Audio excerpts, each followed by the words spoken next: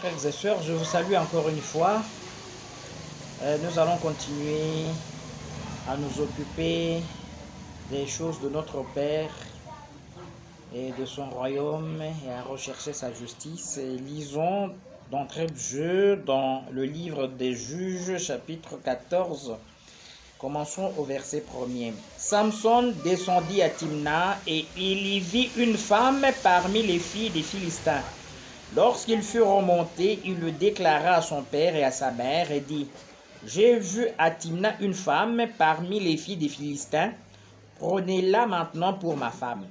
Son père et sa mère lui dirent : N'y a-t-il point de femme parmi les filles de tes frères et dans tout notre peuple que tu ailles prendre une femme chez les Philistins qui sont incirconcis ? Et Samson dit à son père : Prends-la pour moi, car elle me plaît. Son père et sa mère ne savaient pas que cela venait de l'Éternel, car Samson cherchait une occasion de dispute de la part des Philistins. En ce temps-là, les Philistins dominaient sur Israël. Merci Seigneur pour la lecture de cette parole. Bénis-la et bénis-nous au nom de Jésus-Christ. Amen. Mes bien-aimés frères et sœurs, cette parole est très merveilleuse. Samson est venu au monde comme une solution parce que le peuple d'Israël avait beaucoup d'ennemis et Dieu voulait venger son peuple et détruire ses ennemis. Et c'est Samson qui était l'instrument, le naziréat de l'Éternel. Il avait une force extraordinaire, surhumaine. Alors, Samson, en tant que héros, avec cette force-là, maintenant il fallait qu'il y ait un ennemi. Il fallait une occasion de dispute, comme nous venons de le lire. Est-ce que vous comprenez? Quand nous lisons encore dans verset 15 ou verset 16, et Samson partit pour Gaza, il y vit une femme prostituée. Vous comprenez bien, mes frères, les voies de Dieu sont insondables. Une femme prostituée. Et il entra chez elle. On dit aux gens de Gaza : Samson est arrivé ici. Et ils l'environnèrent et se tinrent en embuscade toute la nuit à la porte de la ville. Ils restèrent tranquilles toute la nuit, disant : au point du jour, nous le tuerons. Samson demeura couché jusqu'à minuit. Vers minuit, il se leva et saisit les battants de la porte. Oui.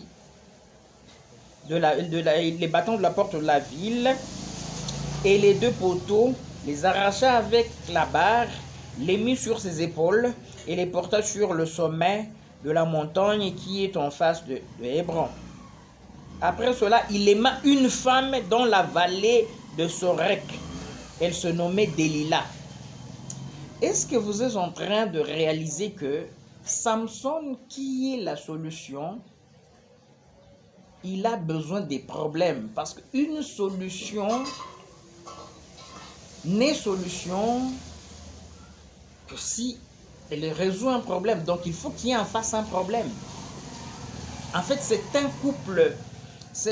On pourrait appeler ça l'harmonie des contraires. On ne peut pas parler de solution là où il n'y a pas de problème. Solution, problème, ce sont les deux contraires qui s'harmonisent. Vous comprenez? Alors, le problème c'est quoi? C'est femme. Il faut aller une femme prostituée. Il faut Delilah, il faut l'autre femme des Philistins. Samson, c'est la solution et le problème, c'est la femme. Il faut des femmes parce que c'est la femme qui est le problème. Nous pouvons d'abord laisser ce cas de Samson. Nous pouvons prendre un autre cas pour que nous puissions avancer ensemble. Parce que vous pouvez dire, mais qu'est-ce que tu dis là? Joseph, il est la solution pour le problème qui va frapper l'Égypte. Joseph, qui est venu en Égypte comme esclave, mais il a la prédilection d'être la solution pour le pays d'Égypte. Est-ce que nous sommes ensemble? Et il sera la solution en tant que premier ministre. Or, pour arriver à ce poste-là de Premier ministre, Joseph doit venir de la prison. Alors, comment Joseph sera-t-il jeté en prison s'il est en bon terme avec son patron Potiphar? S'il reste en bon terme, il n'y a pas de problème. Alors, il faut un problème. Et le problème, c'est la femme de Potiphar. Joseph est la solution. Il faut qu'il y ait le problème. Et le problème, c'est une femme, encore une fois. La femme de Potiphar, c'est elle le problème. Est-ce que nous sommes ensemble? Le mystère femme. Le mystère femme. Un problème pour une solution. Donc, il faut qu'il y ait une femme qui est le problème pour une solution qui doit se manifester en tant que solution. Dans le jardin d'Éden, Dieu a créé, il a créé tout le règne végétal, tout le règne animal, mais Dieu maintenant avait besoin d'un représentant sur la terre qui sera la solution. C'est à travers Adam que toute la création sur la terre devait communier avec Dieu. Même le serpent devait communier avec Dieu à travers Adam. Donc Adam sur la terre, il était la solution, il était le Messie. Alléluia. Parce que tous les animaux autour d'Adam étaient en communion avec Dieu. Il était le pasteur de la terre. Il était le Messie, comme je l'ai dit. Et cela a continué comme ça. Et comme je vous l'ai dit dans mon dernier discours, la Bible ne nous dit pas combien de temps, ça ne nous intéresse pas. Aucune parole de Dieu ne dit que Adam a vécu autant d'années avant que la femme n'arrive, n'est-ce pas? Mais je vous ai dit que, comme nous lisons les livres même d'Einstein, nous lisons les livres de physique, de chimie, nous pouvons aussi lire les livres de la littérature juive. Et là, nous avons lu que Adam aurait, ce n'est pas la parole de Dieu, hein? Là, vous lisez dans le livre des Jubilés que Adam aurait vécu 2 semaines d'années, c'est-à-dire 14 ans. 14 ans, Adam est en harmonie avec les animaux. Donc, il n'est que solution, il n'y a pas de problème. Et Dieu a dit non. Les choses ne peuvent pas rester comme ça parce que notre Dieu, il est le Dieu de l'harmonie. Même l'harmonie des contraires. Comment on peut parler du jour si la nuit n'existe pas? Vous comprenez? La définition de la lumière, c'est par rapport aux ténèbres. La définition du jour, c'est par rapport à la nuit. La définition du pardon, c'est par rapport au péché. Vous ne pouvez pas me venir chez moi, vous dites, frère Waboshi, je te pardonne. Vous me pardonnez? Tu me pardonnes? Mais en quoi t'ai-je offensé pour que tu me pardonnes? Donc, un pardon n'a pas de sens là où il n'y a pas de péché. Et donc, voilà, Adam, il est solution. Dieu a dit non. Il n'est pas bon que la solution reste là comme ça alors qu'il n'y a pas de problème. Nous lui créerons un problème. Et Dieu a fait la femme. Il a mis la femme à côté d'Adam. Et maintenant, Adam, quand il était déjà dans le dégât, quand il avait déjà commis la gaffe, excusez, quand Adam a déjà commis la gaffe, quand Dieu lui demande pourquoi tu as fait ça, Adam dit, la femme que tu as mise auprès de moi m'a donné du fruit et j'en ai mangé. Et ici, beaucoup de gens disent que Adam a accusé la femme, mais a dit que tu as mise à côté de moi. Est-ce que les gens lisent la parole de Dieu avec toute l'attention? Adam ne s'est pas arrêté à dire la femme m'a donné du fruit. Mais Adam a ajouté que tu as mise à côté de moi. Donc Adam retournait cela à Dieu directement. Vous comprenez? Et Dieu n'a pas nié. Il s'est tourné vers la femme. Il a dit, pourquoi tu as fait cela? Vous comprenez? Donc ce qu'Adam a dit, Dieu ne l'a pas contredit. Il a dit, toi femme, pourquoi tu as fait cela? Alors donc, Adam qui était la solution, il fallait qu'il y ait le problème. La femme. La femme, c'est le problème. Et l'homme, c'est la solution. Mais entrons maintenant dans le corps. Parce que la Bible dit que tout ça, c'est l'ombre. Hein? L'homme, Adam, était l'ombre du Christ. Samson était l'ombre du Christ. Joseph était l'ombre du Christ. Comme nous voulons le voir. Allons dans Éphésiens chapitre 5 pour que nous puissions en avoir le cœur net. Éphésiens chapitre 5. Éphésiens chapitre 5, certainement que vous avez déjà lu ce passage. Éphésiens chapitre 5. Alors, nous commençons dans le verset 22. Femmes, soyez soumises à vos maris comme au Seigneur. Car le mari est le chef de la femme, comme Christ est le chef de l'Église, qui est son corps et dont il est le sauveur. Est-ce que vous voyez déjà cette analogie? Homme représente Christ, femme représente l'Église. Est-ce que vous retenez ça? C'est déjà très important. Parce que tout ce que nous voyons là-bas, Adam et Ève, c'est Christ et l'Église. Samson et Delilah, c'est Christ et l'Église. Joseph, il est le type de Christ. Il faut une femme là-bas, une Église. Et ça, nous verrons. Je vous ai promis que quand nous allons évoluer dans cet examen, nous verrons le type des femmes. Il y a beaucoup de types de femmes, c'est-à-dire beaucoup de types d'églises. Ce sont des images des églises que nous avons aujourd'hui. Verset 24. Or, de même que l'Église est soumise à Christ, les femmes aussi doivent l'être à leur mari en toutes choses. Marie, aimez vos femmes comme Christ a aimé l'Église et s'est livré lui-même pour elle, afin de la sanctifier par la parole, après l'avoir purifiée par le baptême d'eau, afin de faire paraître devant lui cette Église glorieuse sans tache, ni ride, ni rien de semblable, mais sainte et irrépréhensible. C'est ainsi que les maris doivent aimer leurs femmes comme leur propre corps. Voyez que Adam a vu que sa femme avait déjà transgressé et que sa femme mourait. Adam était la parole de Dieu dans la chair créée. Il avait reçu la parole et il ne vivait que de la parole. Et il savait très bien que cette femme, c'est fini parce qu'elle est déjà morte. Elle a transgressé. Mais Adam ne pouvait pas laisser sa femme mourir seule comme ça. Si c'est mourir, nous mourrons ensemble. Adam aimait sa femme comme nous sommes en train de le lire ici.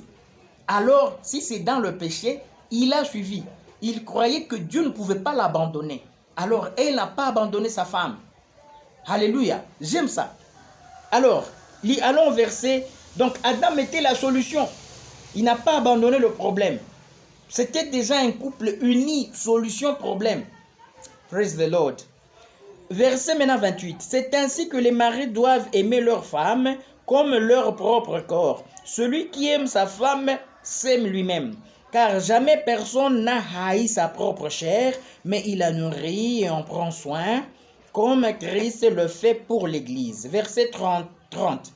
Parce que nous sommes membres de son corps. 31. C'est pourquoi l'homme quittera son père et sa mère et s'attachera à sa femme, et les deux deviendront une seule chair. Suivez maintenant très attentivement. Ce mystère est grand. L'homme quittera son père et sa mère et s'attachera à sa femme. Paul dit que c'est un mystère et puis un grand mystère. Ce mystère est grand. Je dis cela par rapport à Christ et à l'Église. Alléluia. Donc tout ce que nous sommes en train de dire là-bas, nous sommes en train de parler de Christ et de l'Église. Qu'est-ce que vous lisez au sujet de Christ? En tant qu'agneau de Dieu, il a été immolé avant la fondation du monde.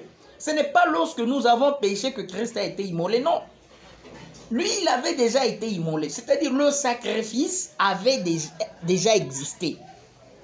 Et Dieu a dit, mais le sacrifice est là. Le sacrifice a attendu impatiemment, depuis l'éternité. Le sacrifice attendait le péché. Parce que le sacrifice, pourquoi s'il n'y a pas de péché? Pourquoi? Donc le sacrifice aurait été inutile s'il n'y avait pas eu de péché. Alors Christ était là en tant que le sacrifice que Dieu a agréé, mais le péché, il n'y avait pas. Et Dieu a dit non, il n'est pas bon que le sacrifice soit seul. Il faut que le péché arrive. Il faut que le problème arrive. Et le problème, c'est l'Église. Praise the Lord. Dieu a dit non, il ne faut pas que Christ soit seul. Il faut que l'Église arrive. L'Église, pourquoi? Pour être le problème. pour être le problème qui doit se marier à la solution, qui doit s'harmoniser avec la solution. C'est l'harmonie du contraire. Il y a le sacrifice, il faut qu'il y ait le péché. Mais ce que vous devez retenir dans tout ça, c'est que ce n'est pas le problème qui préexiste à la solution. Non, non, non, non. Vous verrez que c'est toujours la solution d'abord, puis le problème vient après. C'est comme ça que Dieu fait les choses. D'abord, Christ, avant la fondation du monde, il est immolé. Et le problème viendra après. Qui est l'Église? Nous, les pécheurs, nous viendrons après lorsque la solution a déjà été trouvée. Et là, nous devons glorifier Dieu pour ça. Praise the Lord. Nous devons glorifier Dieu que nous qui sommes le problème, nous n'étonnons pas Dieu. Parce que nous, le problème, nous existons là. Quand la solution a déjà été trouvée, la solution universelle qui est Christ, l'agneau de Dieu, a été là avant la fondation du monde. Et Dieu a dit, il n'est pas bon que cette solution reste comme ça alors qu'il n'y a pas de problème. Je ferai le problème. Alléluia. Et Adam a dit, mais le problème que tu as mis auprès de moi, ce problème-là s'est manifesté. Et c'est Dieu lui-même maintenant qui a arrangé les choses. Il faut très bien retenir. Vous ne lirez nulle part où Adam a demandé pardon, où Ève a demandé pardon. Et ils savaient qu'ils étaient déjà foutus. Amen. Et ils avaient entendu de la bouche de Dieu que le jour où tu en mangeras, tu mourras. Et ils avaient mangé, ils savaient que c'était fini. Ils étaient fichus. Qui a vécu Adam et Ève? Et ils avaient essayé de trouver des solutions qui n'en étaient pas une. Des feuilles de figuier. C'est Dieu lui-même qui égorge un animal, l'agneau de Dieu, pour lui enlever la peau et vêtir ses enfants. Ça, c'est Dieu qui le fait. C'est Christ qui est la solution. Alléluia. Même quand Adam et Ève ne pensent plus à cette solution, il reste toujours la solution. Qui est allé chercher Adam et Ève? Adam et Ève s'étaient déjà cachés. Ils savaient que avec Dieu, c'est fini. Nous avons transgressé, c'est fini. Ils ont fui. Ils sont allés se cacher. Mais Dieu, non. Dieu dit donc, le problème maintenant s'est manifesté. Moi, je suis la solution. La solution va chercher le problème. La solution va chercher le problème. Et il est venu nous chercher, mes frères. Nous ne savions même plus ce qu'on peut appeler salut. Est-ce que même nous savions que nous en avions besoin? Vous comprenez? La solution est venue nous chercher, nous qui sommes le problème. Alléluia. Alors, je vous disais que le corps est en Christ. C'est ce que l'Écriture dit. Voyez Samson. La Bible parle de Samson que, à sa mort, il a tué plus de Philistins. Je crois le nombre double de Philistins qu'il avait tués de son vivant. Voyez? Mais ça, c'est Christ. De son vivant, il a guéri les malades, il a chassé les démons. Mais c'est à sa mort, il a arraché la clé de la mort et du séjour de mort. Il a amené captive la captivité. Donc, à sa mort, Christ est devenu le terminator. Donc, il n'y a plus rien. Il a écrasé la tête du serpent. Mais, voyez, à sa mort, tous les démons étaient dans la joie. Ils se moquaient. Est-ce que vous savez, vous lisez les Écritures, comment on se moquait de lui, on fait porter la couronne d'épines.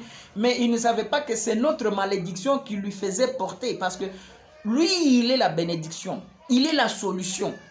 Et nous déjà, nous vivions sur la terre, une terre maudite. Alors, toutes ces épines-là que la terre avait produites contre nous. Parce que Dieu avait dit, maintenant, ça te produira des épines et des ronces. Toutes ces épines, on lui a fait porter. Mais eux, ils l'ont fait par moquerie. Mais ils ne savaient pas qu'effectivement, ils étaient en train de marier le problème à la solution. Alléluia. Mon frère, ma soeur, ceci est très important. Je veux que tu le saches. Chaque fois que tu vois un problème, tu dois savoir que ce problème arrive parce que sa solution existe déjà. C'est très important. Et la solution universelle, c'est notre Seigneur Jésus-Christ. Tu traverses quoi? La disette? Mais il faut qu'elle soit là, la disette. Parce que l'abondance est en Jésus-Christ. C'est ça l'harmonie des contraires. C'est ça le couple, les deux partenaires. la disette doit se marier à l'abondance. L'abondance est en Jésus-Christ. Et il n'est pas bon que l'abondance soit seule. Il faut que son partenaire, la disette, existe. Et alors, amène cette disette au Seigneur Jésus-Christ afin qu'elle puisse s'harmoniser avec l'abondance qui est en lui. Maladie. Mais la guérison existe déjà.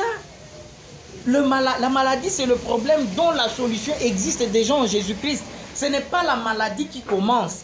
C'est la guérison qui a préexisté.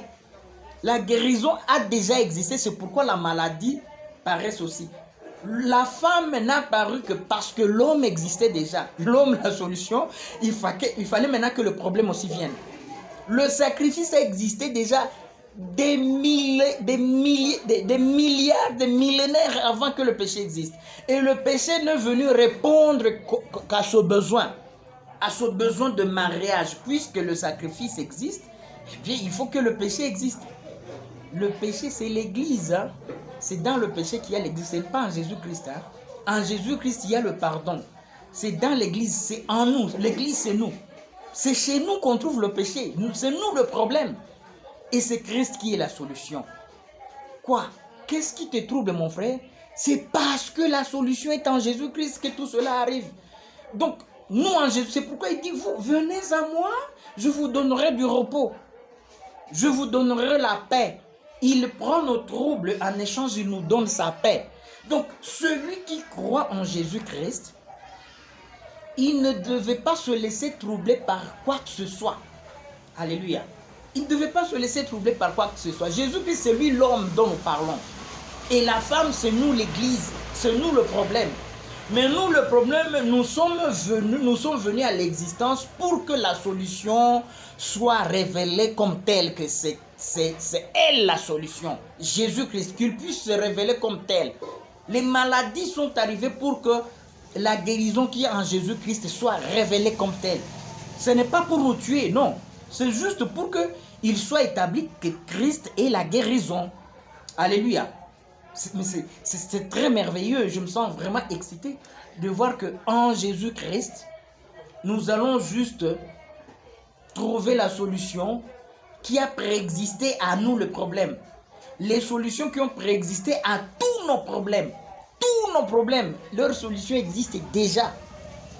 Maintenant, quand nous parlons de l'agneau de Dieu qui a été immolé avant la fondation du monde, ça c'est le Seigneur qui nous le dit dans sa parole, dans la Bible. Je ne sais pas, maintenant vous les Ismaélites, qu'est-ce que vous nous direz? Parce que l'agneau de Dieu a été immolé avant la fondation du monde. Ce qui s'est passé à Golgotha, c'était une manifestation d'une réalité qui a eu lieu dans l'éternité. L'Écriture dit bien avant la fondation du monde, c'est-à-dire avant le commencement. La solution était déjà là. La solution était déjà là. Et la solution s'est fatiguée d'attendre le problème. Alléluia. La solution s'est fatiguée d'attendre le problème. Est-ce qu'elle restera la solution alors qu'il n'y a pas de problème?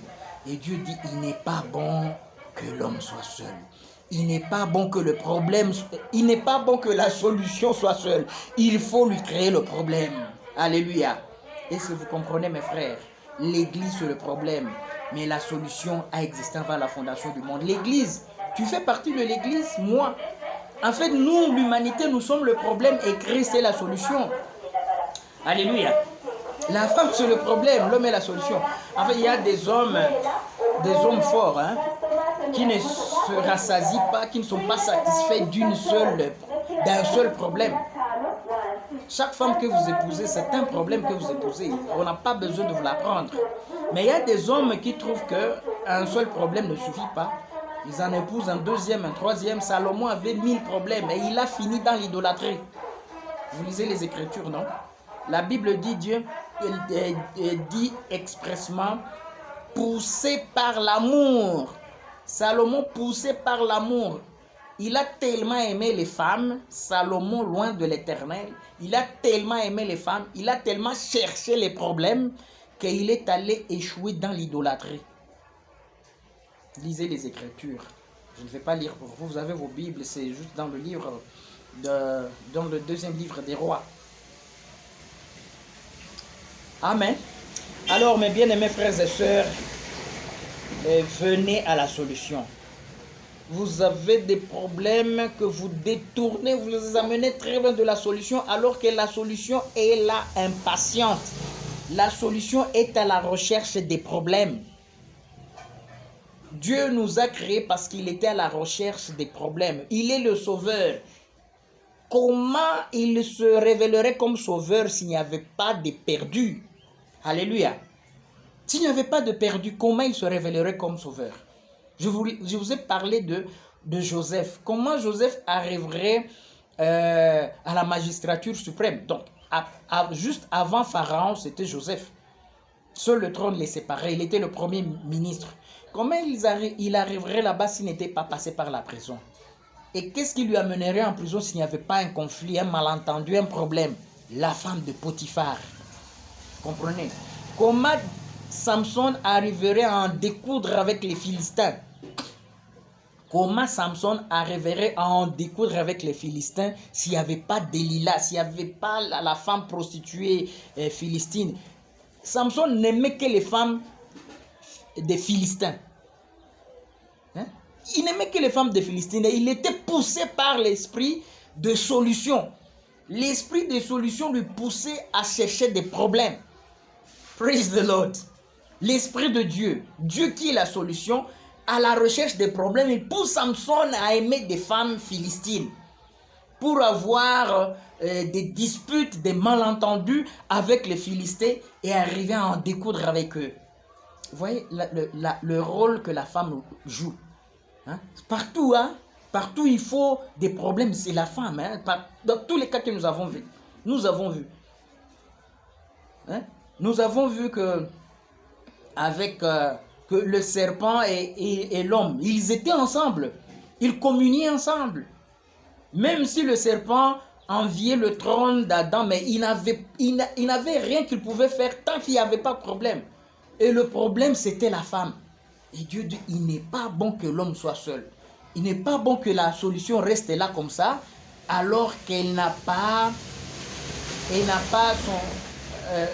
son partenaire. Le partenaire de la solution, c'est le problème. Praise the Lord. Le partenaire de la solution, c'est le problème. Le partenaire de la maladie, c'est la guérison. Est-ce que vous comprenez? Et c'est la guérison qui a existé avant la maladie. C'est la vie qui existait, ou je dirais c'est la résurrection qui a existé avant la mort. Donc nous, quand la mort est entrée, la résurrection avait déjà existé. Quand l'agneau de Dieu a été immolé avant la fondation du monde, c'est là que notre résurrection a été décrétée par le Dieu Tout-Puissant. Sachant qu'il nous arriverait un jour de mourir, il a déjà préparé la résurrection.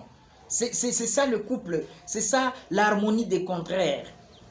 Pour que la résurrection ait un sens, il faut qu'il y ait la mort. Alléluia. Pour que Dieu soit sauveur, il faut qu'il y ait des perdus. Pour que Dieu soit le miséricordieux qui pardonne, mais il faut qu'il y ait des pécheurs. Et c'est Dieu qui dit, il n'est pas bon que la résurrection reste là comme ça, alors qu'il n'y a pas la mort. Moi-même, je vais créer la mort. Il n'est pas bon que la guérison soit là alors qu'il n'y a pas de maladie. Je vais créer le couple. Le partenaire de ce couple-là, c'est la maladie. C'est l'harmonie du contraire. Et toi maintenant, mon frère, qui refuse de venir vers l'agneau de Dieu, qui a été immolé avant la fondation du monde, mais tu n'as aucune part à toutes ces choses. Tu n'as aucune part ni au pardon, ni à la guérison, ni au salut, ni à la résurrection. Tu n'as aucune part. On peut inventer autant de théories religieuses qu'on veut. Et n'importe quelle théorie est libre d'exister. Mais ce que Dieu a dit est irrévocable. En Jésus-Christ seul, il y a la solution universelle. Donc c'est en vain que tu te tourmentes avec tes problèmes, alors que la solution universelle est déjà là. Quel est le problème? Je citais certains. Quel est l'autre que je n'ai pas cité? Et son couple est en Jésus-Christ. C'est la pauvreté, la richesse est en Jésus-Christ. C'est d'abord la richesse qui a existé. Et Dieu a trouvé que pour que la richesse puisse être révélée comme richesse, il faut créer la pauvreté. La pauvreté n'est venue qu'après pour faire briller la richesse. La folie n'a existé qu'après pour faire briller la sagesse. Alléluia. Alors, quel est ton problème? Quel est ton problème qui n'a pas de partenaire en Jésus-Christ, mon frère, ma soeur? Entrons en Jésus-Christ et trouvons-y du repos, parce que tous nos problèmes que nous avons, c'est Dieu qui a voulu qu'il en soit ainsi, parce qu'il a plein de solutions en lui, en Jésus-Christ.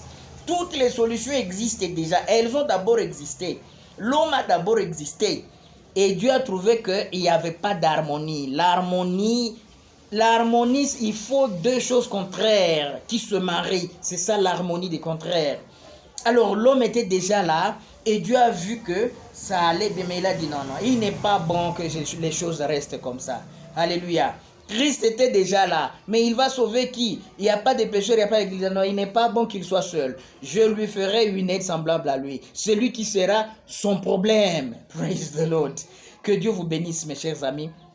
Aimez le Seigneur. Trouvez les solutions à tous vos problèmes en lui. C'est pourquoi il dit, faites-lui porter tous vos fardeaux. Hein?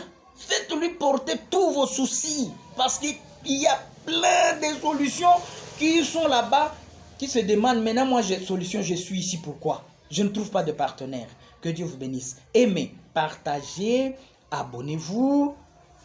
Commentez aussi, posez des questions pour que ça nous permette d'aller plus en profondeur. Merci beaucoup.